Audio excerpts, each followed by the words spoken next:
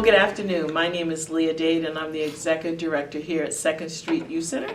And we're actually in the conference room here at the center. And I have some amazing guests who I'd like you to meet as we enter into a conversation about the U.S. Census. So to my right, I have Mr. Nevlon Duguid, and he is from Guyana. Yes. I have Father Manuel Oliveira, who is the pastor of St. Mary's Church, and he is from Brazil.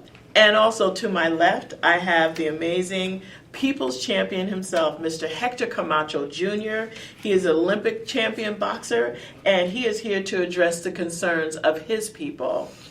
Further to my left, we have Mr. Carlos Peralta, who is from Ecuador. And then we have Ms. Sonia Amaran, who is one of our family workers here at 2nd Street Youth Center. So we want to open it up and have a dialogue. We want to talk about why the census is so important, but more importantly, we want to get rid of some of the myths that might be out there about the census. So I know there are questions around the room and thoughts and things, so we're just going to open it up and have a conversation. Who'd like to go first? I will ask a question. Okay. This question for myself, also for my people. Does the census care if you're a U.S. citizen? That is indeed one of the most important questions that is currently being asked. The census does not care about citizenship. The census is actually just doing a count.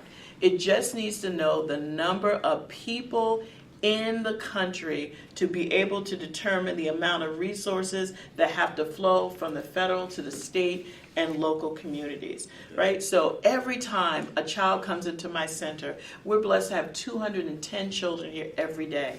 If I decided that we weren't going to count them all, we would not be able to have the right amount of teachers, the right amount of food every day, and provide the service. So everybody has to count, from a child who was just born 24 hours ago all the way up to your grandmother, great-grandmother, as long as they're in your household. So the census does not care.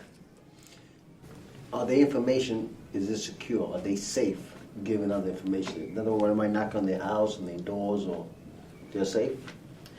So the census information is not only safe, I like to say it's bulletproof. It really and truly is, because it is not allowed to share any information with any other regulatory body, any other regulatory industry, not ICE, not the police, not the inspector, not your landlord. No one gets the information that goes into the census. It doesn't ask you any information other than your name and that number of people in the household. That's it. And it's really just to see how many people we have in Plainfield that would need services. And remember, once we have this number, we're kind of stuck with this number for 10 years, right? So it's really important that we get an accurate count, because we won't have another count for 10 years. I want to ask Father Oliveira to talk a little bit about his perception about the census and what you know about the census. Muy bien. Yo quería decir que es verdad que hay miedo. Mis parroquianos, algunos no quieren participar del censo, pero queremos ayudar en este sentido diciendo que hay muchas posibilidades de participar.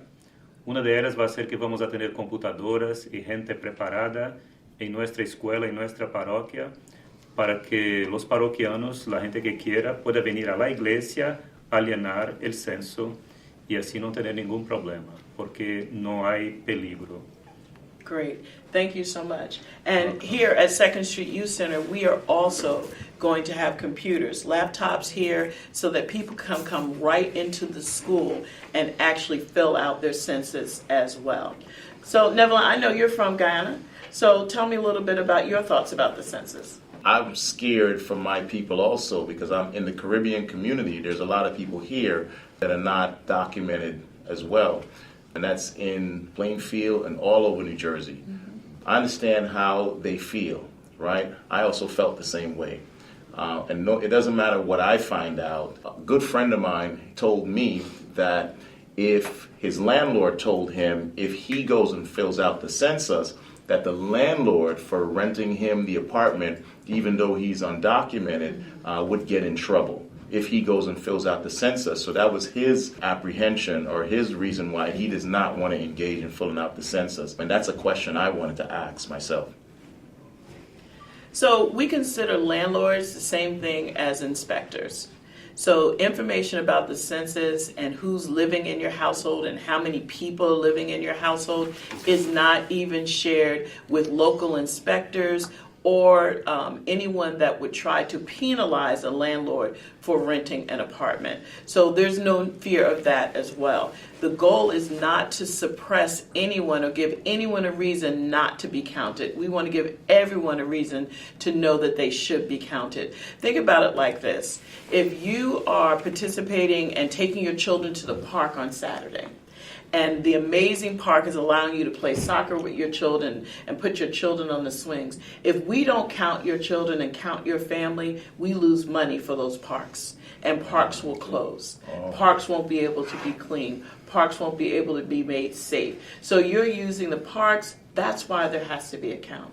Think about it like this. Children are going to school every day. If we don't get a proper count, we won't know we need new schools. We won't have enough slots for children starting school. Children come here. We have 210 children here in our preschool. And so we have to have a proper count to be able to show, oh, we need more daycare centers and we need funding for more daycare centers so that children can continue to go to child care for free. Oh, so I didn't know that. So let's say if there's 100 people in the community, just for numbers, and only 10 of them get counted. You're saying that the resources that the state will provide is only for 10? Will only be for 10. Oh, wow. And so we'll have 90 people who will not have resources and won't have access to what they need because we didn't get a proper count. Carlos, tell me a little bit about your thoughts on the census, and I'd love you to share a little bit because you and I have had some conversations about the importance of the healthcare center here in Plainfield. Oh, yes. Nosotros básicamente, yo por mi parte tengo mi propio testimonio, que mi hija vino aquí al programa de After School y el programa para cuidar a los niños en Kinder. Entonces, esa es una gran ayuda. Si nosotros no nos hacemos contar en el censo, nosotros vamos a perder muchas oportunidades como esto. Hay muchos padres que trabajan mucho y no tienen dónde dejar a sus niños. Entonces ellos vienen y aplican aquí. Como dijo aquí, nosotros podemos aplicar sin tener miedo si son ciudadanos o no ciudadanos. Este programa es para toda la gente y queremos que nosotros tengamos las mismas oportunidades en todas partes, como puede tener Westfield o Scotch Plains, que son ciudades siguientes que tienen mucho más apoyo. Entonces es muy importante dejarse contar para que nosotros podamos tener todos sus beneficios, salud, educación y tener a Plainfield como nosotros quisiéramos tenerlo. Thank you so much. So I know Carlos was talking a little bit more about our federally qualified healthcare center, and so many of our families do use the healthcare center. I'd love Ms. Sonia to talk a little bit about how our families use the healthcare center here in 2nd Street. So as a family worker here at 2nd Street Youth Center, we service 210 families, okay? Every day our job is to help support our families, provide them with resources, and they need a lot of resources and services.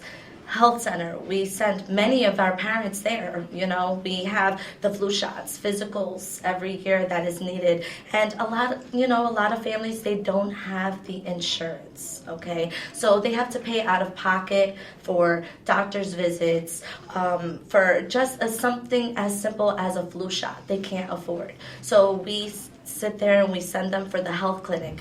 If they're not counted, they're going to cut those funds. They're not going to have those funds. They'll lose that. And it's something that it is necessary that we have and everyone is counted. A lot of parents don't realize that how much this can benefit, especially the district of Plainfield, in many things, in the schools. And just like Ms. Leah said, I just really wish that these families realize that it is safe, it is necessary, and to please be counted because it will make a difference. One person makes a difference. So we're going to summarize. The most important thing that we want everyone to know is that it is safe.